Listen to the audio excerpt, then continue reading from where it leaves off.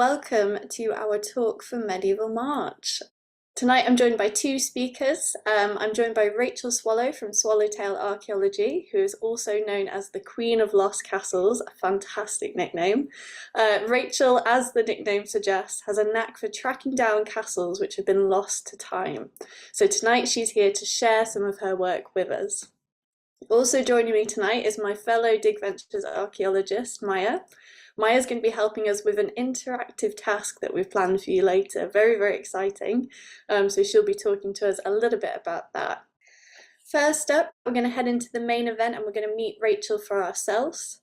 Then Maya's going to present a bit of a try it yourself task where we're going to put some of Rachel's skills into practice.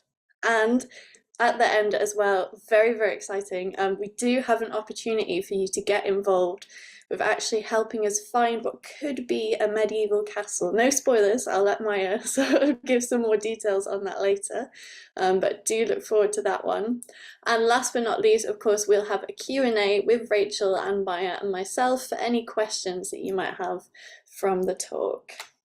So that's it from me in terms of an introduction. Now it's time to hear from Rachel. So together, Rachel and I have prepared a series of questions to help guide our discussion tonight, but we would like to keep the discussion very conversational. So like I said, if you have any questions, comments or responses throughout the talk tonight, please feel free to drop them in the chat as we go, or if you'd rather wait until the end, like I said, we are having a Q&A, so you're welcome to pop them in the Q&A feature for now, and I'll come back to them.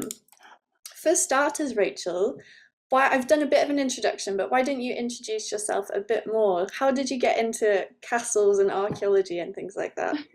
Well, thank you, Ginny. Thanks for the fab introduction, and also hello to Maya and to everybody else, and thank you for inviting me tonight. How did I get into it? I guess I've always been very interested in castles, even as a kid. I used to regularly cycle from my home about 10 miles to go and see Beeston Castle in Cheshire. And so I've always had a fascination for castles and also lumps and bumps in the ground. But I started off in business, so completely different. I was in pensions management in the City of London. I noticed at least one of you's come in from there. It might even be Maya. What started off really, I was made redundant. And I managed to find a part-time job in that up in where I was moved up to, which was the Northwest. And I decided to take on a course at the University of Chester, which it is now. It's the college at the time, but it was a master's course, and thoroughly enjoyed it part-time. At the end of that, I was invited to teach, and that started a 20-year career in teaching. 20 more than that actually now, but and research. So it started off with a fascination trying to work out what things are going on in the landscape myself, particularly around castles, but also prehistory, so early monuments as well, pre-Norman monuments, and it became a passion. It is a passion, and I've continued with it, and now I'm very lucky to be doing it as well. Amazing, yeah, hence the nickname, Queen of Lost Castles. Yeah. Oh, well, the nickname came about because a few people from the Castle Studies group, so if those of you want to know more about castles, have a look at that, look online, see what they do. But a few of them decided to call me the Queen of Lost Castles because one of my habits is that I don't make it easy for myself. I look at when the castles that are no longer there, and I try to reconstruct them as best as I can, put them back in the landscape. So they nicknamed me the Queen of Lost Castles, and it stuck. I think it's great, well deserved. You do some great work. So I think another sort of good place to start as we move into this discussion, I think all of us, when we think of a castle, we have that kind of image, the cartoonish, all the turrets with the flags and the pointy roofs and things. But what actually is a castle, or what would have been a castle back in the day? You have a few slides to demonstrate this as well. Feel free. I was going to say it might be easiest if I can share that. So if you can just bear with me while I see what I've got here. Right, okay. Everybody can see that, nothing obscured. No, that's perfect. Brilliant. So, okay, so you asked the question, what is a castle? Let's see if I can get that to move on, which it isn't. There we go. So the castle is defined as a fortified residence of a lord. And I can almost feel some people maybe in the audience rolling their eyes that, you know, we did this at school. But I keep coming back to this. This is a very broad description. We now recognise a castle is not only a fortification for defence purposes, but it's also a residence. We now recognise that. But if you can look at that description, it's very broad, isn't it? You know, it's fortified, but what does that mean? It's a residence. What does it mean? What's a lord? It can be a king, a knight. So we got a number of descriptions that could fit that description. So it's a very difficult one. So what I've got here is, hopefully you can see that okay, are two examples of what we might call a castle and how very, very different that they are. So on the left there, Carnarvon Castle, and I'll be mentioning Carnarvon later on, but in North Wales. I don't think somebody just mentioned in the chat North Wales, so hopefully we can come on to that later. So Carnarvon Castle, very much the typical, I suppose, what you might think in your mind about what a castle might look like. And on the right there, I've got what is called a Motte and Bailey Castle. And for those of you maybe aren't aware of that term, Motte is the mound, and you can often see in the landscape still, not always. And then you've got a bailey, which is like an enclosed area, which almost hugs half the motte, half the mound, which is where the service area would have been, perhaps the hall. And the mound itself would have had a tower on it where the lord would have lived. And that's very basically put. In between that very typical built castle, as we might have in our minds of what a castle looks like, and these earthwork remains, and sometimes we don't have any at all. We've got a vast array of what a castle might mean, both at the time, but also as we might define them today. So if I could just take, I can come on to that actually when you ask, but basically that's broadly it. So what do we mean by a castle? What did our contemporaries, the people who built them, mean by a castle? Yeah, that's really interesting. It's very interesting to think how that might have changed sort of through time as well. So obviously you sort of showed us a little glimpse of that next slide there. But do you want to talk a little bit about that work that you did at Dunster? Yes, so yes, I did put you onto that a little bit fast there. For those of you who've got access to the video later on, perhaps you can give that a read. That's more information than I'm giving in most of the slides. But basically, Dunster in Somerset is a castle that Time Team were working on. You can see there from 2012 to 2018. And I was involved not in the dig, but in the publication, in the sense that I was editing the volume, but also I provided a contribution to it as well. And what I was asked to do was to look at what the Gesta Stefani, the Acts of Stephen, the 12th century Acts of Stephen, said about Dunster Castle. And you can go ahead and read that. I can maybe point you to how you can read that later on. But basically what I came up with was a new different definition for what they were calling a castle there. So the original Acts of Stephen mentioned one castle in the translation, in the English translation, but in the original, it mentions two different words for a castle. So that's the danger. Sometimes we can today translate words that possibly meant something different at the time when it was written, so in the middle of the 12th century, and mean something completely different to today. So what I tried to do was to translate with the landscape in mind, with the work that was being carried out at the time, and to try to marry the two. So I came up with a different description, which is basically that there was, yes, the castle, but also that the other word that was translated as castle actually probably meant the castle walls, because it was not medieval Latin that was being used, but classical Latin. So I read both. So that came up with a new interpretation, which actually fits in with the landscape itself. It solved a mystery. So yeah. It's really interesting to see how language can play such a big role in sort of the study of the past. I think it's something that it's not often something that comes to mind straight away, but it does have a big impact, like you say, on those little translations and interpretations, which form our whole idea of what that looks like, essentially. That's right, and I think it's going back to what the original builder and the people who lived at the time, the communities, what that particular castle meant to them, but also remembering that every single castle is different, one from the other. They're all very unique. They're all built for different reasons and different purposes, and as you mentioned earlier, they can change over time as well. So. Fascinating, yeah. Speaking of actually changing over time, one thing that does happen over time, one of the main themes of this event is the fact that they do get lost to history and lost to time. And I think a lot of people are probably wondering, how does that happen to something which is quite substantial? Castles are quite big. It doesn't seem like something that would go amiss very easily. But maybe you can take us through just how castles do get lost.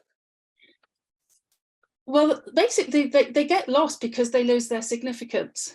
They're no longer important for whatever reason over time. And each individual case. And what I've done is I've thrown down a few ideas here. And if the people listening afterwards got any further ideas, feel free to join in. But these are some of the ideas that have got. That I've come across anyway, where we might lose a castle. As you say, that's not an easy thing to do. I like the fact that you talked about losing socks. Is it as easy as losing socks, as you mentioned in the advertisement? Who knows? But they can be temporary. So if I run through this list very quickly, they can be temporary. So they can be built out of timber, out of wood, and perhaps we just lose the archaeological evidence for that for whatever reason over time. Maybe they were never actually built in stone afterwards, and that does happen. Weren't all necessarily built in stone. They might have been built at a later stage in stone. We've got the issue not only of timber that might have been not survived over time, but also the fact that the stone of castles, when they're no longer being used for whatever reason, whether they've been destroyed or attacked, or just over time they've become redundant, the stone can be robbed and reused in buildings surrounding that area. And you can quite often see bits of masonry that might have been used in maybe later farmhouses, for instance. Castles themselves of all kinds can be reused or repurposed. So, for instance, I've got a couple of examples there. They can be used as viewing mounds, maybe so the mark to the mound could be used as a later mound for viewing a later medieval or even early modern garden, for instance, in that same area. And windmill hills, of course, it'd be fantastic to stick a windmill on top, and quite often they are. And you can tell this from maps, how maybe that change of use over time has been used. Very quickly then, legend, I'll come on to that, but that could be a concept only, but maybe we've got mention of it, for instance, in the Sir Gawain and the Green Knight tale of the 14th century, an Arthurian tale, mentions Bertilac's castle. Was it a concept only? Did it really exist? And was Bertilac's a concept, but it's based on a real castle? Again, we don't know. Importantly, earthworks can also be misinterpreted over time, and that might be due to the fact that we didn't have the techniques and tools and technology in the past to be able to identify as we do now. Earthworks that maybe have been misinterpreted or wrongly interpreted, as we know now, as maybe something completely different, like a burial mound. Earthworks flattened. Quite often we just don't know they're there because they've been flattened for development. Very often happens, especially prior to such monuments being protected from being flattened. They can be forgotten. Quite simply, they can be forgotten. They could, a subsequent build, and I can imagine which one you might be thinking of at the moment, and much later hall in the landscape might take over from the importance of an early castle, and that early castle might get lost in the landscape over time, and it just gets forgotten. Or it can be unrecorded. Quite often it's totally unrecorded, so we're going on earthworks alone. So those are just a few of the ideas, but willing to hear others. Yeah, no, if anyone does have any further ideas, do feel free to share. But I mean, that does go to show there is quite a lot of reason why a castle might go missing. I think it's a lot easier than I think we all imagined. Again, it's that idea of changing over time, isn't it? And how landscapes change. form. It's really interesting. And of course, when they do go missing, many, many years later, some of us might want to go and find them again, particularly if we see them mentioned in historical documents or anything like that, which of course you've done an incredible job doing so. So I wondered if now we know why they go missing, if you might take us through how we actually go about looking for castles. So when you find something and you come across a reference or something that draws you in and captures your interest, what's your sort of first steps? How do you start this process of looking for a castle? It seems like quite an impossible task when you're facing it from the beginning. I think firstly, it's passion. As soon as I get any hook that there might be a castle, however that is defined then or now, it's absolute passion, and I just go at it like a dog with a bone. What I've done is, again, this might be something that we can talk about later on, but I do look at it forensically. I see myself as a detective, really, and I look at every single bit of evidence, and also the non-evidence can give us clues as well. So I treat it a bit like, as the last point there is, that a jigsaw. So collecting as many pieces of the jigsaw as I can and looking at the gaps just as much as what is there. And looking at context, I'm a landscape historian. I look at not just the monument, but the context of the monument. So it's like if you have a find, you've got find in the landscape, which Dig Ventures does regularly. I see on your social media. It's like taking that out of context. You can't understand it if you haven't recorded the context as well. So I look very much at context, the landscape. I'll come on to exactly what that means in a moment. I look at things in quite a unique way, really. I look at things, I look at cross period, I look at multiple periods. I don't just look at the Norman period or the period when the castle was built. I also look at what was there before. What could those people have seen there before? And what gives us an indication of why the castle was there, what it was used for. Was it a castle? Was it something else? By looking at that context across time. And I've got examples that I can talk about today. I also look at things in a multidisciplinary way. So as you mentioned, when you introduced me, I don't just look at history, look at archaeology. I also look at literature and legend. So I mentioned about Sir Gawain and the Green Knight. I look at the influences there, the inter-influences on the landscape and on the builder to recreate his or her own dream. So we have to remember there's occasional woman also that built a castle. And I look at cross borders as well. I don't just look at the borders as we have today. I look at what the borders were at the time. So those are geographical borders and administrative borders, social and political borders, for instance, as well. I mentioned their group value. I won't just look at the one castle. I look at maybe the other sister castles, for instance. Was it a castlery? Was it a group of castles? Did the owner have castles elsewhere in the country? And does that give us a clue as to what's going on as well? And as I've mentioned already, I do look at, go back to source, go right back to source, and I look at the original documents, strip back all the interpretations as best as anyone can, and look at what the original documents say about those monuments, the castles, and whether or not that gives us a clue as to what actually was the purpose of that building. So that's basically it. And that's something that maybe I can just leave for people to catch up with. This is just some of what I look at. It's a long list. Just basically, I look at absolutely everything I can. I look at the maps, I look at the aerial photographs, I look at things like fields and field names and place names, and definitely looking at the shapes and the settlements patterns in the landscape that surround that particular monument castle. Geography and geology had a huge part to play in it. Look at contours, I look at indivisibility, I look at what the land was used for, possibly pathways, which could have been roadways, including going back to the Roman period. Maybe those roads were still in use at the time during the castle. Land ownership, really important. I mentioned that before about the builder. What lands did he have as well? Does that give us a clue to the one monument's use and purpose?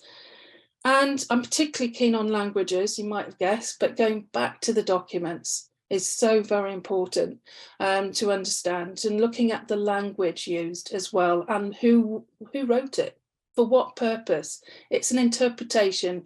We're all layering different interpretations onto the one monument, but I think to cast the net as far as possible gives the best interpretation that we can hope to give. But I also use literature, as I mentioned, contemporary stories, but also art. We've got, looking at painters, particularly from the 17th century onwards, we've got ideas of what these castles might have looked like, looking at these art and also the architecture where it exists, and legend. So there's quite a bit there. It's quite a bit to look at, and it's quite a big study for each one. It's proper detective work, that you're sort of finding all these threads and drawing them together to build this bigger picture, this bigger understanding. It's fantastic. We've had a few comments in the chat. Ben mentioned you talked about sort of the interrelationship of castles, and he highlighted that that's really interesting. And he's given the example of those along the Landskar line in Pembrokeshire as a really good case study for interrelationships between castles. Fabulous. Be a good one to look into for anyone who's feeling inspired.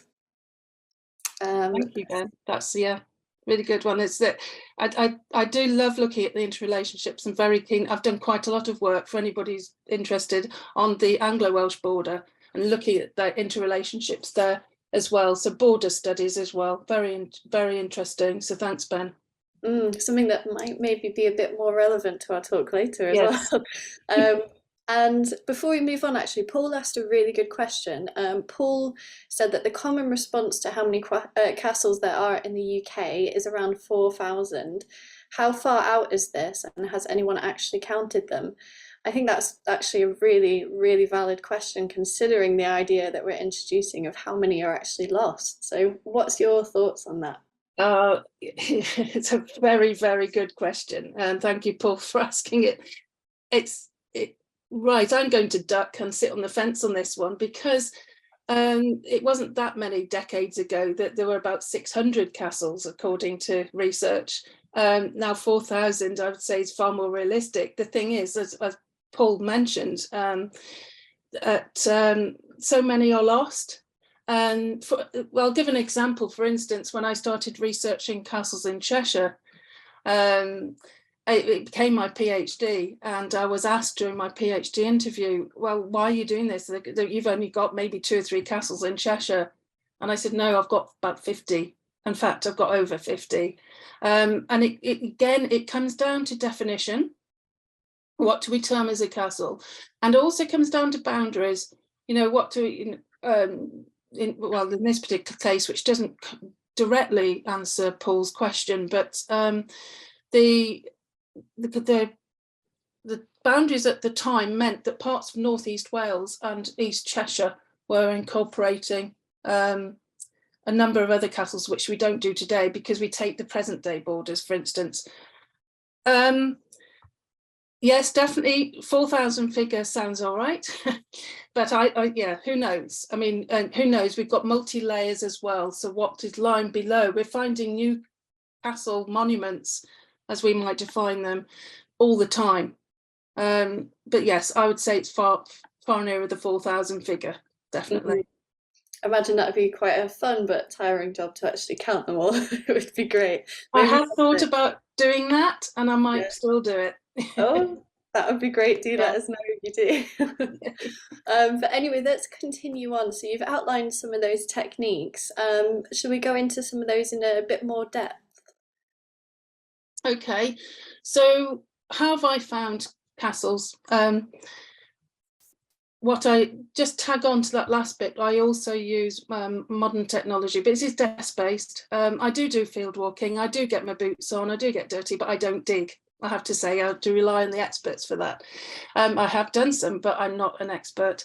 So the other thing I use is GIS, which are Geographical Information Systems. For those that don't know what that is, I can maybe talk about that later in the questions, but basically I'm analysing and visualising geographical or geographic data. So I'm placing castles on a map effectively and layering different periods on that map. And I also use Lidar, light detection and ranging, which effectively also, to me, that provides it almost like an X-ray of the landscape. That's without going into technicalities of that. So an aerial photograph stripping back buildings if you need to, but also particularly trees and so on, being able to see what's beneath trees. So I used that and then combine it to find some castles, and these are just a few examples. I've got many more, but these are just a few I've chosen. What I've done is highlighted for each one of these. The details I won't go into, I'll just explain how I found them. And again, I can point you to where the publications are if you want to know more. So the first, in no particular order, I found Tatton Hall Castle in Cheshire via documentary reference. Often thought that might have been one there for a number of reasons, strategically, etc., but it's in West Cheshire. But I was contacted with details of basically to found this mention of a castle in a document. Very quickly, I worked with Matt Thomas there. He joined me in the research on this, and we plotted what we've got on the screen there. By using that document, we plotted the fact that there is a present-day hall. Is that connected in any way to what had been a castle, or was the castle simply like keeping up with the Joneses and talking about a castle because at that period, which was a late medieval period, it was okay to write down you've got your own castle effectively. So, but in any case, we plotted that, and the dotted line there is the deer pot that surrounds that hall and possibly an earlier castle. So that was a documentary mention, which again, I used that as a start off to the complete study. And then we've got the maps. This was down to Matt Thomas, actually. He's was at the time an undergraduate student at the University of Chester. He contacted me to say that he thought he'd found something very interesting. He'd found it on a map. Certainly, I think it was the end of the 19th century map. And there you can see it in a minute. It's been superimposed on top of a modern map there. So in the centre of the map there. And it's a mound, most definitely an access to a mound. So that started off again the same process by putting it back into its landscape. We decided between us that we're still not 100% sure what it is. It could be a number of features, but there's highly likely it could have been a castle based on the larger, wider landscape study. It is no longer there because it was basically covered with rebuilt over with an airport. So during the World War II, so very small airport there. So that's that. So that was on a map that was found. So that's a really good pointer for anybody who's looking for any lost castles. Start with the maps. Survey. I won't explain this survey except to say that that's the survey we did. I did this with Professor Stuart Ainsworth and the University of Chester students. When I was looking for Frodsham Castle, again, it does not exist. This is again in Cheshire, it's mid-Cheshire, and the surveys did not, in fact, find a castle on the land that we surveyed, which may suggest that the castle, the original castle's now below a 19th century later build. But again, we don't know if to keep our minds open, but what we do have is a suggestion of an early medieval landscape in what was parkland or forest area in Cheshire. So it's very important. So this particular castle could have been a fortified manor house, not a castle. Again, what's the distinction? We have to look at context, and in this case, in fact, it's in the middle of a forest and hunting land for the Earls of Chester. It's likely to have been associated with their more leisurely-like activities. So that was survey. GIS I mentioned earlier, Geographic Information Systems. This is very recent, actually. I've just published this. I did quite a big survey on Alford Castle in Cheshire about 10 years ago. It's published now. And something about the wider landscape was eating away at me, and I've been working away at this for about 10 years, so I've just published it by actually mapping this multi-layered landscape up to the point of the 13th century. So what we've got there on the right in particular, we've got the contours shown there, the rivers, sources, and also the features in the landscape that would have been visible at the time of the 13th century, whether they were prehistoric, Anglo-Saxon, and beyond. And we get very little evidence for Anglo-Saxon, Cheshire and Northwest, as I'm sure you know from the border studies that you're doing at the moment. But what I've identified, I believe, is the site, probable site of an Anglo-Saxon palace in the centre of there, by looking at that multi-layered history and the monuments over time, and placing that in context of projected Roman roads. Again, haven't got time to go into that at the moment, but I can take questions on that. Tell me if you need me to slow down or quicken up. But these are just ideas at the moment. That's just been published, and I can point you to that publication as well. What is probably more familiar to most of you, not more of you anyway, is some of my work does not limit itself to lumps and bumps in the ground or no evidence whatsoever in the ground. The architecture at Queensgate is something that started my research here, and I sat on top of a hill in Carnarvon for the evenings of a week when I was staying there for research reasons, and I sat and looked at the Carnarvon Castle, which is shown here on that image, just staring at it, trying to work out why the Queensgate existed. What was the purpose of it? It overlooks a car park today. It seemingly overlooked nothing before then.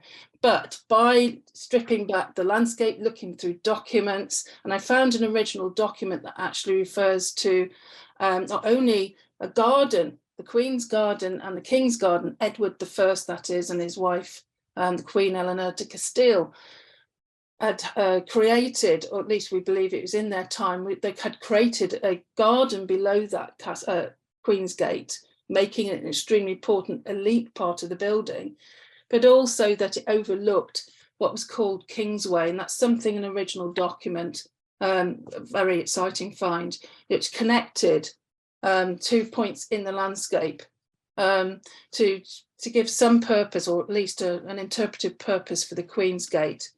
So sort of lost, not quite a lost castle, but lost in terms of its context. So bringing back the context back to the castle. And then I did look at legends as well, and legends actually prompted me to look at Carnarvon in more detail. We've got part of the Mabinogion tale, the 14th century prose tale, Welsh prose tale, is called, there's a section called The Dream of Maxim Fledig, who was Magnus Maximus, a 4th century general placed in Carnarvon.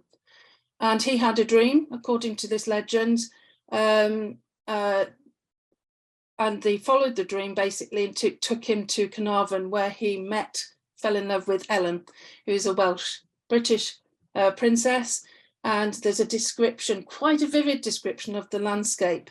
And by looking at that legend and placing the castle as it is today and from the 13th century onwards, within that description of the landscape, you can see it's exactly as it is today. So it's overlooking the same features described today. So legend plays a part. Perhaps Edward is actually replaying that legend, as well as recreating what is generally interpreted as being a build with a very much Roman influence in terms of its architecture. That's again something I can point to and talk about more readily later. I've already mentioned Frodsham Castle, and Beeston I noticed was in the chat there by Ian, I think. Beeston Castle again in Cheshire. Both those castles are in Cheshire. Both of them have been referred to by historians as possibly the influence for Bertilac's Castle. Perhaps they were really Bertilac's Castle of Sir Gawain and the Green Knight. Again, we don't know, but then there's this idea of legend being very much part of castle builds. So that's something else that I looked at. We've already mentioned language and linguistics. I was just given a word in a document, went back to the original document, looked at the language and how that language was formed.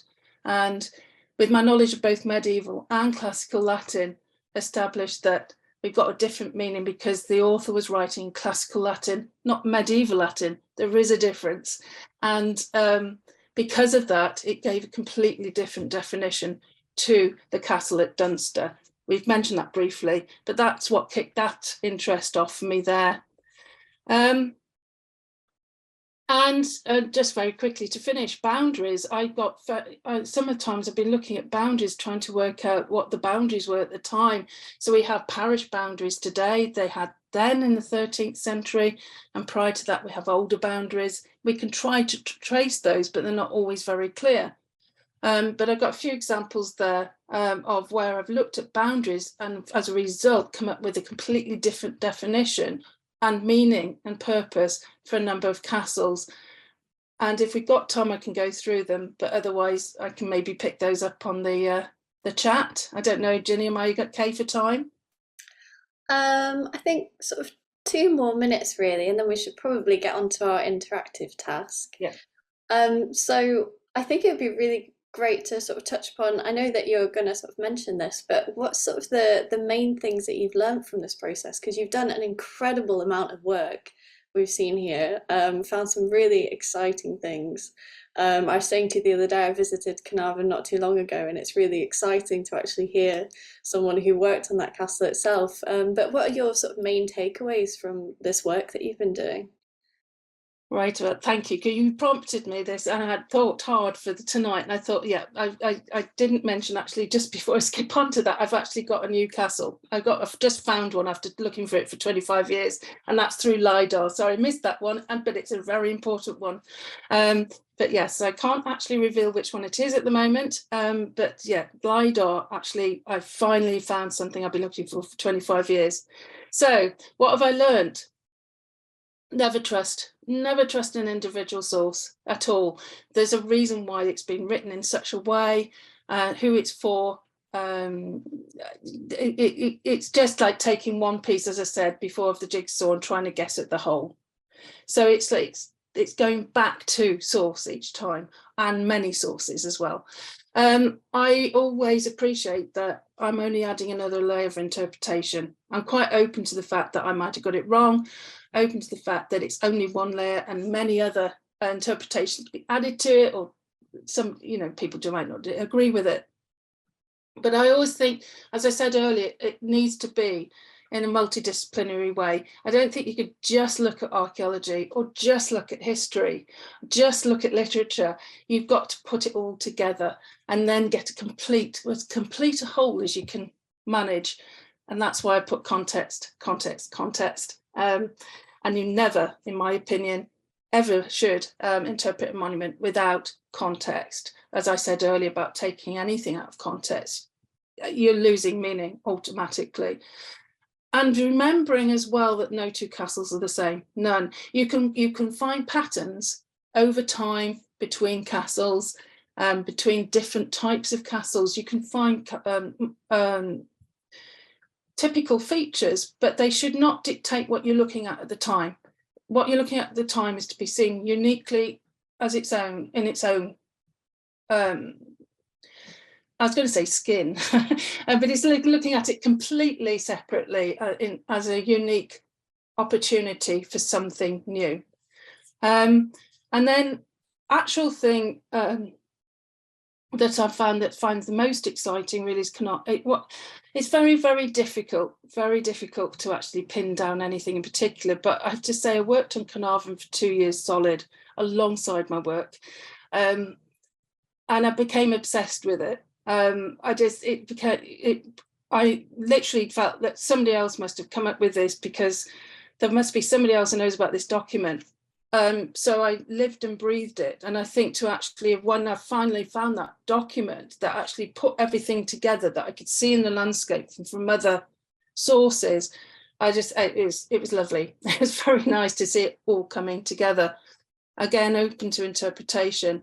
The fact that finding a probable Anglo-Saxon palace at Farndon, which I've just published, can then in turn reinterpret the purpose of the castle at Alford in the same parish. It gives different meanings to different monuments. How if you get a new interpretation for one monument in the landscape, it can often have a knock-on effect to the others, and that's something to bear in mind. I did thoroughly enjoy my work at the experience at West Derby Castle when I was working with the Great British Dig. That was wonderful. The thing I enjoyed the most about it, though, is working with community and getting community feedback, community involvement, and their own stories, which are just as important as of that monument's history as well. And the final thing is stripping back. I mean, if you were to ask me, you know, what's the best thing, it's actually stripping back to something, going back to as near as possible the original meaning. I find very exciting. It's as close as it can get, I think, if it doesn't sound too grandiose, as stepping back in time and then seeing to what extent have we got this definition of castle right? Is it a castle? Is it a fortified manor? It all fits in with the castle definition I gave at the beginning. Is it hunting lodge? I found one of my castles in Cheshire, for instance, is actually, after all the research, found that actually it was never a castle, it was always a hunting lodge. It's still defended and it's still very much castle-like, but it was always a hunting lodge. So I think the excitement really for me is that knowing that this holistic way of research approach does find lost castles. So fantastic. Yeah, absolutely it does, as we've just seen. That was really, really great. Thank you, Rachel. I hope, sounds like a lot of people are quite inspired, so I hope that everyone really enjoyed that talk. We will come back and ask some questions for Rachel later, but yeah, thank you so much. It was really, really exciting to hear about some of your work. And also some hints at what might be coming up in the future as well. I think we'll all have to keep an eye on you for that. Just very quickly, before we hand over to Maya, is there any sort of links or anything that you wanted to share? You did have that final slide. yeah. A few people have asked about where they can access your reports and research, so this is the place, isn't it? Yeah, thank you. Thanks for the interest. All my research that I'm able to share for copyright, you know, that aren't restricted so heavily with copyright restrictions, can be found on my website. I've put my email there as well.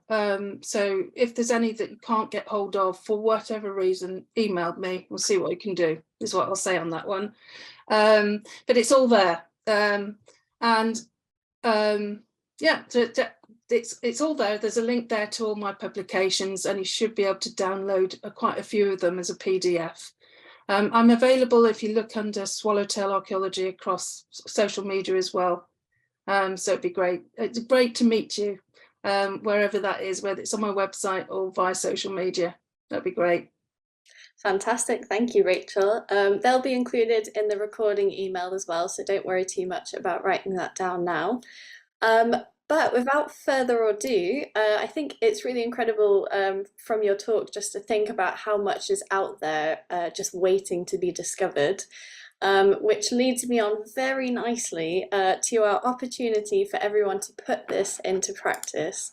So I'm going to hand over to Maya, who's going to introduce us to an interactive task featuring a real-life Dig Ventures case study, which has been hiding behind me this whole time. Maya's going to take you through this, and do please share in the chat, interact in the chat, share your thoughts and your own knowledge as well. But without further ado, I'll let you take over, Maya.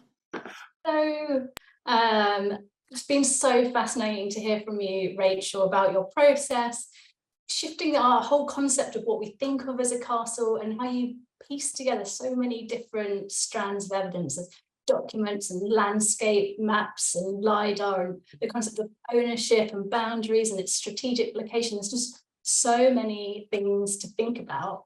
So for those of you watching, this is your chance to think about everything that you've learned from Rachel and to have a go at applying some of those ideas, as Ginny said, to a real life archaeological example that we're working on. We have been working on for a few years now.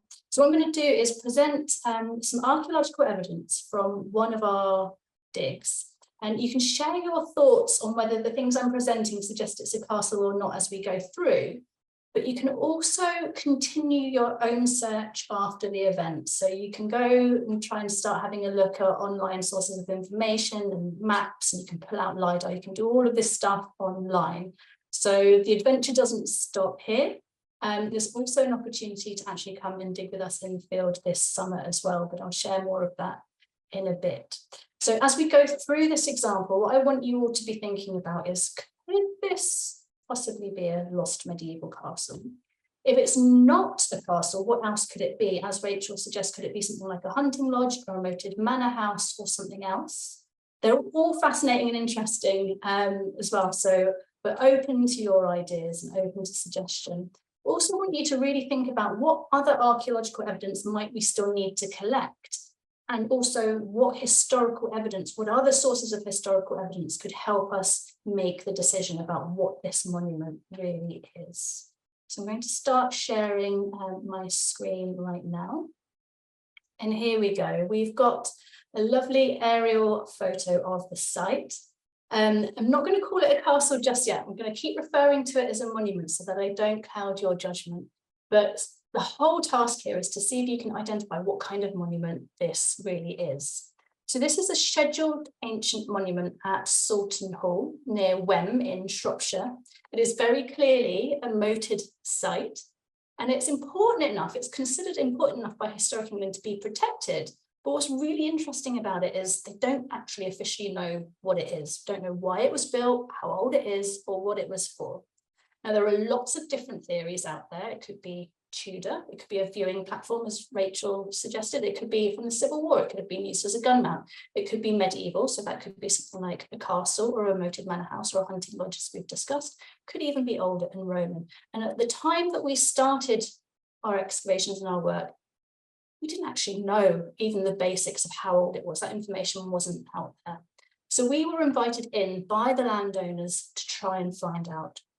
And so far, we've gathered enough evidence to start picking away at this question, and to at least to show, at the very least, that it is definitely medieval. So, as I say, as we go through this, I want you to have a think about whether this could be a medieval castle, according to what Rachel has said. If not, what else could it be? And what archaeological and historical evidence could actually help us decide what else could inform our decision? So it is kind of fascinating that there are these monuments out there, they're part of the official record, but the story, their context, what they were for, isn't yet known. And it's our job to find out, and you can help us. So here we go, first bit of evidence. So first of all, we've been digging here now for a couple of years, and we've had all sorts of people from all over the country, all ages taking part, and together we've made some really, really fascinating discoveries. I'm going to present to you a couple of different strands of evidence that we've been looking at. So we're going to be looking at the landscape, we're going to be looking at some of the features that we've uncovered, and some of the finds that have been recovered from the excavation as well. So we're going to start with finds, because they're really nice to look at. Let's take a look. So, one moment. First of all, finds. So what have we found so far, and what can they possibly tell us? So top left, we've got a medieval shoe, a leather shoe, which was found deep in the depths of the moat. That's something quite rare to find, partly because of preservation conditions, and just finding something like that is really rare. We've also got things like a medieval pilgrim's badge. We've got medieval tokens. We've got pilgrim's ampulla, which would have been used for storing holy water. We've got lots of different types of pottery, and we've also got lots of wooden remains. Now, everything that we've looked at so far, we've sent off to specialists, and they've all suggested that these clearly date to between 1250 and 1300. So that gives us a really nice date to when the moat was dug and when it was in use, and to when the mound itself, the thing that's in the middle of the moat, was also constructed and used. Next up, we've got some of the features. themselves. So as you can see, we've got the mound here. In terms of size, it is about 17 by 12 meters squared. The surface, that flat area of surface on the top, it's surrounded by a moat, which the depth that we've managed to dig to so far is at least 1.6 meters, could be deeper. The size of the moat itself is 150 meters in circumference. And if you want to know how long that takes you to run around it, it's 42 seconds. We have tried it. We did make it. We were a bit out of breath at the end, but we made it 42 seconds. What we think is that the mound itself could have been filled in from the brook that runs just to the side. And we know that when it floods, it also fills with water as well. From this moat, we've recovered, as I mentioned, lots of datable evidence that gives us a really clear indication that finally we now know this monument was medieval. Still leaves the question open, though, as to what kind of medieval monument it was. So the next piece of evidence that we've recovered that could help us make up our minds is evidence of a moat bridge. So you can see it here, you can see the preserved wood, you can see some huge timbers. That crossbeam running from left to right is at least 3 meters along. There are at least 3 timber uprights and some that you can see coming towards you as well, providing part of the structure. Now, if you've got a mobile phone to hand and want to take a closer look, you can scan that QR code and see a 3D model and take a closer look. But what we've come to understand is that this is the remains of a moat bridge that was at least 3 meters wide, that crossed the moat and was sort of embedded into this stone retaining wall structure. What we don't yet know, however, was whether there were any other buildings on top of the mound. So that's something I'll come to in a moment. But as Rachel pointed out, early castles were built in wood. So one of the reasons maybe we haven't found a structure on top is maybe because it wasn't waterlogged up there, it wasn't preserved. Could also be something else happened. I'm going to skip past some of these other buildings that we've found for now. But here, if we have a look at, again, at the aerial image of the mound, you can see the shape is slightly lopsided. And what we've come to start wondering is whether actually during the Tudor period, whether it was reformed as a viewing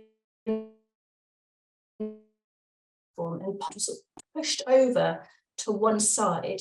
And that along with that, maybe evidence and traces of buildings could have been pushed out as well. So it looks like the mound itself has been flattened and broadened. And we have found traces of Tudor artifacts in the kind of top there. So we're wondering whether it was, it's been reformed in the Tudor period for those purposes, to make way for a Tudor viewing platform. So I think it'll be really interesting. This is a piece of missing evidence that we'd love to collect, is looking over on that other side of the mound where we haven't yet dug to see if there's any evidence of buildings. Next up, let's take a look at the landscape. This is a really, really crucial area of evidence, as Rachel has suggested. So you can see here on the map that Salton, the location of this mound at Salton Hall is just a few miles, about 8 miles from the northern Welsh border. Obviously, that border has shifted over the centuries quite a bit. So it'd be interesting to really understand where that border was at the time during the 1250s and 1300s. You can see as well something really interesting here. So this is a view just from up on the mound itself, and you can see that there is a main road running straight past it, and this is the main road to Wem. A very old road in itself, although today is tarmacked and you get trucks and cars passing through, but that is an historic road as well that leads into Wem. And what's really interesting is its location close to this road, almost as though it is controlling passage along that road. Now, one of the most interesting bits of evidence, I think, as Rachel will agree, Lidar. So looking at the topographic surface of the area around it. So hopefully some of you can actually spot the mound itself on the Lidar right in the middle there. It's this little pimple just here. But around it as well, you can see that there's all sorts of other evidence. So you should be able to also pick out things like some ridge and furrow, and there's also traces of a 13th century mill race as well nearby. And there are also rumours of a deserted medieval village nearby. So looking at this Lidar, you can start to see the mound in its wider context, and that's really, really important. And in fact, not only is there a road coming past, but there is also a river. So Salton Brook regularly floods. And again, if we're thinking about its strategic position in the landscape, this is a floodplain. So when it floods, you can't cross. And actually, this mound is positioned at the one point where you can when the water comes up. So I think that's a really, really interesting thing to consider in terms of the significance of this mound in its landscape. There's obviously so much more that we can learn. We've covered the idea that it's on the border region. In terms of its historical context, what else was going on in these periods? What was happening before, what was happening during, what was happening after? So we know that the first recorded owner of this portion of land at the moment was someone called Britric the Saxon. We know that it's been continuously occupied since the Norman period. We know that during the turbulent anarchy of King Stephen and Empress Matilda in the 1130s, illegal or unlicensed castle building, fort building was pretty common in the area. And we know that around this time, the land was actually passed from the King's Chapel at Shrewsbury Castle to the Kynaston family, and then on to the de Salton family. Eventually, it then came to be owned by one of the first MPs in the country after a dispute over its ownership in the courts in the late 1200s. But actually, what's really interesting, as I've mentioned, is that most of the evidence that we've got so far dates to this period between 1250s to the 1300s, which is the period when Henry III and Edward I were in power. However, we haven't yet, as I've implied, we haven't yet reached the bottom of the moat, so things could be older than what we've found so far. And there is this whole deserted medieval village nearby. So there's just so much going on around this site that's really, really interesting. So that's pretty much where we are with our site at Salton. Here's a quick summary of how things have gone down, but there is so much more that we can learn. So not only from historical maps and documents and things that we can think about, but there is plenty that we can think about archaeologically too. So I think this is the point where we hand back over to the audience to ask, what do you think? Based on what you've seen, do you think it could be a medieval castle? If not, then what else do you think it might be? And most importantly, what evidence do we still need to collect, whether that's archaeological or historical? What evidence should we really be looking at to help us now that we know a little bit more about its position in the landscape, how old it is, what kind of things have been found there? So really looking forward to seeing what people have to say in the chat. Yes, please do drop your ideas in the chat. And I think while I wait for you guys to sort of share some of those ideas, I might pose a couple of questions to our speakers. So I'm actually really interested to hear what you think, Rachel. What's your sort of first impressions of this site and what it might be? It's absolutely fascinating, and it's what you've done already is just, it is amazing to actually look at it in the landscape context. It was clearly a place of significance, of considerable significance, when you're looking at the place, the road system, the access to it, and the wider landscape. I'm going to see what the audience thinks. I'm going to sit on the fence a little bit. What I would need to know more about is what's in those documents that but you know, yes, I'm hiding behind this. I know what I want to say and I'm very excited for you. But we do need to allow for the fact that there are a number of monuments that can look like this in this period, and it could be a later medieval, for argument's sake, it could be a later medieval moated site. What is that? It's a site which is with a moat around it, obviously, but it's been built up through because of the clearance of the moat, the creation of the moat, and it creates an isolated monument in the landscape, an isolated building in the landscape.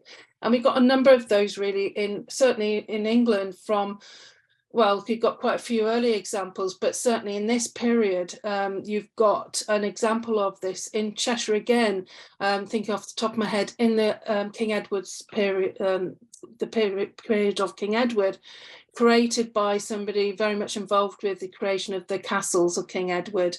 So Richard the engineer had a similar looking moated site.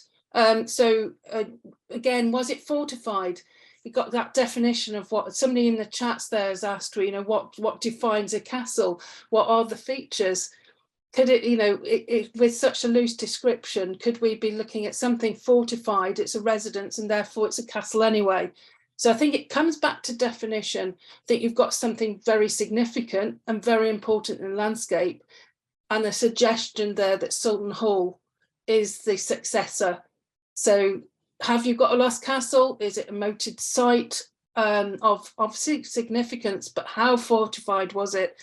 I'd like to know more about parkland and various other features in the landscape to get an idea of where this is placed, to put it into context. But I think the documents are going to say an awful lot, give you an awful lot of clues there. Marry it up with that.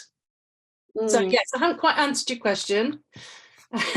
But deliberately not. I think it would be wrong to jump to a conclusion at the moment without looking at the complete evidence. But what you're looking at is very interesting. What it doesn't have at the moment, from what I can see, is it's not a Motte and Bailey type of monument. It's not got a mound with an enclosure that I can see, unless I've got that wrong.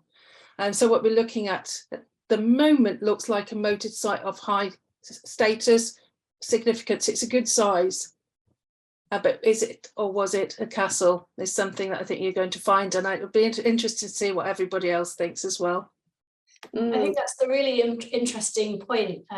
Like from our point of view, we're at this really interesting point where it could go either way, and we have ourselves, you know, we started out a while ago thinking that this could be sort of a 12th century adulterine castle built in the sort of period of the anarchy, and then we sort of shifted away from that idea. We started thinking this isn't a tiny castle kind of thing, this is a moated manor house, and then we're now sort of starting to go, oh, maybe it could be. So we're really at this sort of interesting point in the journey where we're really at the kind of the crux of trying to find things out and making one last push towards trying to find something that could kind of swing the thing either way, because there's so much there that is suggestive, but as you say, you know, it's not all there. We haven't collected all of the evidence yet, and we've still got to do a bit more research. So I think there's research to happen with archaeological finds and research to happen with historical things. But yeah, I'd love to know in the comments what people's initial reactions are and what they think.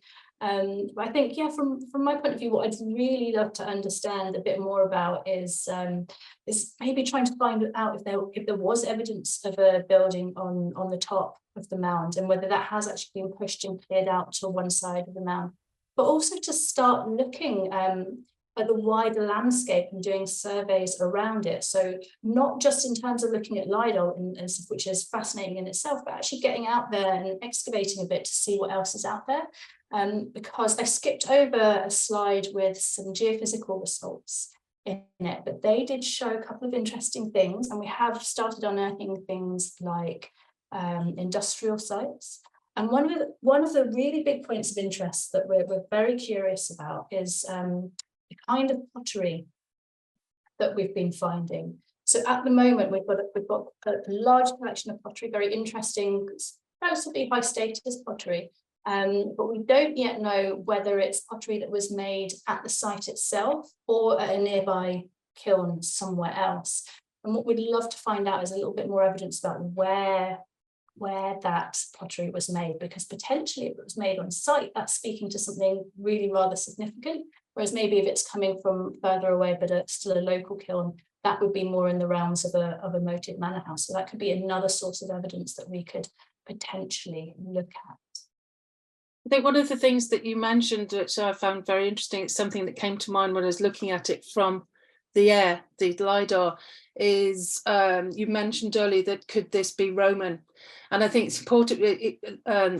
It's been mentioned a couple of times tonight. It's important to remember that builds don't necessarily belong to one phase, belong to one period. And there's I'm fascinated, and I look at quite a few monuments where they've been reused for different purposes. And a number of examples came up tonight. And could this be, I mean, you found medieval period, late 13th century memorabilia, well, finds, and memorabilia, I'm thinking about the votive, the pilgrimage finds, pilgrimage related finds, whether or not this has got a longer significance in the landscape, which has been reused over time. And I think that's something else to bear in mind. You've got that Roman road. I mean, this is something I'm sure you've looked at, but you know, that Roman road adjacent to it, how important.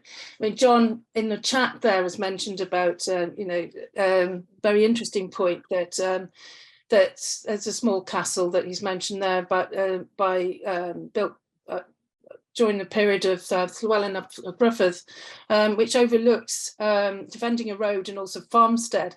And that's that relationship, isn't it? How much of this these features are actually protecting a routeway, protecting movement through the landscape, overwatching it, over surveilling it, as well as being a residence for the local lord. And I think they've got an important Anglo-Saxon lord mentioned there. He's got 2 properties in the area, 2 bits of land he owned in that area, and then subsequently taken over by an Anglo-Norman lord.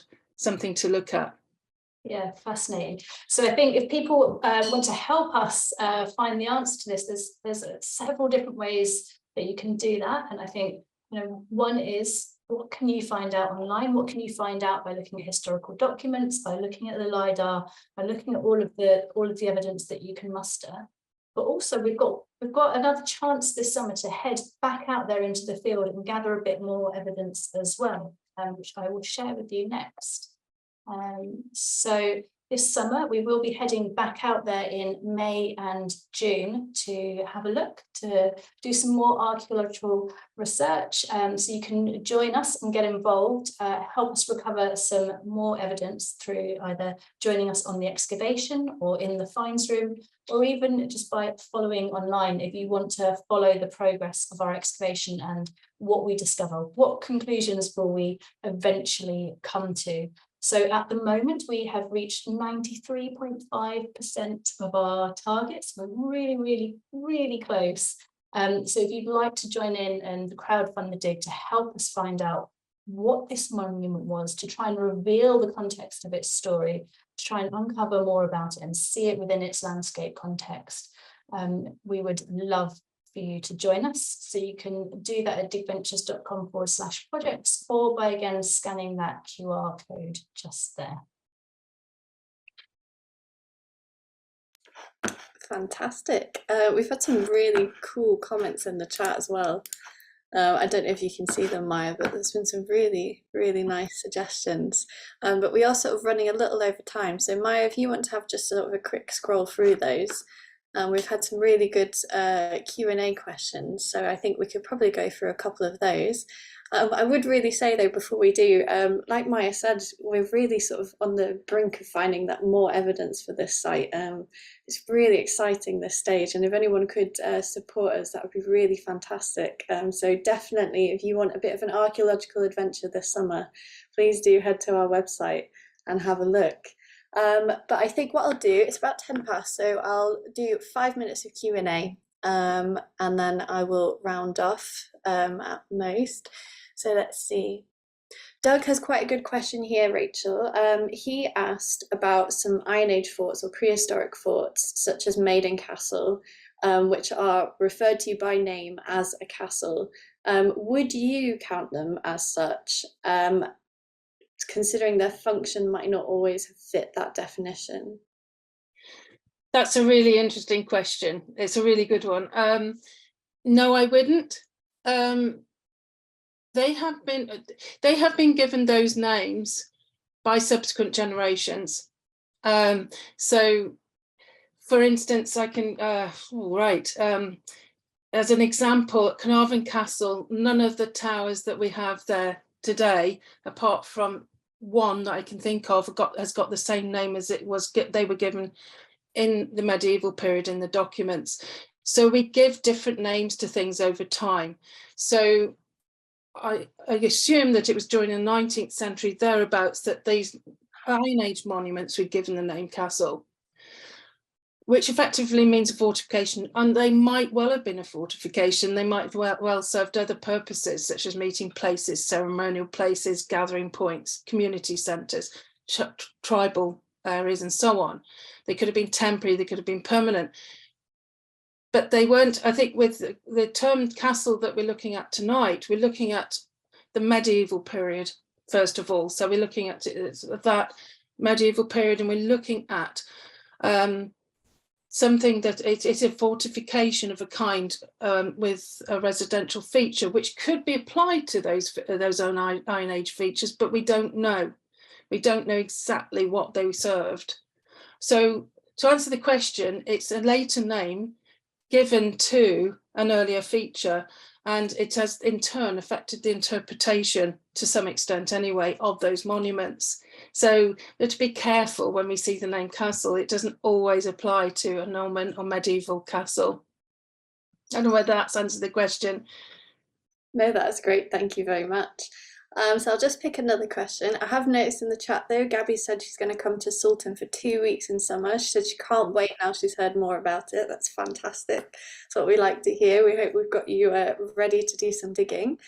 We have two sort of questions that I would quite like to finish on, because I think it's sort of it's a good place to keep people inspired and keep them going. So Helen and Charlotte have both asked about resources that they can access to conduct their own sort of research along these lines. Helen has asked which would be best for finding records. Would you recommend the county library or the National Library if people were searching for historical document? Right, which sources? Good question. How would you start off? Well, apart from putting your boots on and walking and seeing what's there and having a look and trusting your own intuition, nothing to say that someone else is right. You know, you've got your own feelings about that. As for other sources, start with the maps as well. Have a look at the maps, try and get hold of, you can get many online, and look at some of the older maps and see how that monument that you're looking at, the one you're interested in, changes over time. Get an idea of how it's been incorporated into later buildings, for, you know, building landscapes and built landscapes, I should say. So the maps, how to access those, how to get hold of those. There's two ways that are readily available, or fairly readily available. I wouldn't trust Wikipedia too much. Sorry, Wikipedia, but I'd be careful what you read. You know, no offense to anyone who might have connections with Wikipedia. Good source, but be careful what you read with it. But I would, yes, I would. For primary sources, you can get an awful lot online. The local historic environment records offices, HERs for short, and also yes, national libraries certainly is a good starting point to get hold of articles, but also the historic environment record offices, which are council led, generally speaking. The government, or in Wales, they're nationwide, they're nation held. They are a good source to summarise what is available in terms of archaeology and what remains in the landscape today in terms of the context. Library's excellent source for not only what people have written about it, but you might be able to get hold of some records that have been published and printed. You might be able to access them directly as well. But it's a starting point. As soon as you start looking at something, look at the footnotes, it leads into little alleyways to pursue and look at. And just basically just be a detective. Whatever you come across, explore it further, keep going. And speak to the staff at the record offices, local record offices as well, of course, where local parish records, etc., maps are held. Perfect. And they all, you know, the staff are very helpful in terms of pointing towards other sources as well, especially if you've got passion for it. they're with you. Yeah, fantastic. And June as well has also said that they've found county and town historic tax records and bishopry records useful too. So that's really good one. Thank you. Yes, very good. Especially, yes, I should have thought of that one. That's particularly useful for places like Carnarvon for the built environment. Really good sources. Well, I think we're going to have to draw it to a close now. We've gone quite a bit over time. Thank you so much for sticking with us to the end if you have. And thank you to my two speakers for your presentations tonight. They were really great. I hope everyone's really inspired and ready to go out there and find their own castles in their neighbourhood. I'm expecting lots of emails about all these hidden castles that are suddenly appearing across the UK. So I'm just going to close off with a quick outro. Of course, this will be available as a recording for everyone to catch up on if you've missed the end, or if you'd like to rewatch and see what we discussed. But like Maya said, I can't stress this enough, if you would like to come and help us find a medieval castle, or even just contribute to help us support some of that research, some of the things that we've been discussing tonight, finding these finds, processing these finds, doing that historical research, please do have a look on our website and see. The QR code is there. We've shared the link as well. I'll share that in the email too. But you can come along and have your own archaeological adventure with Dig Ventures. So please do feel free.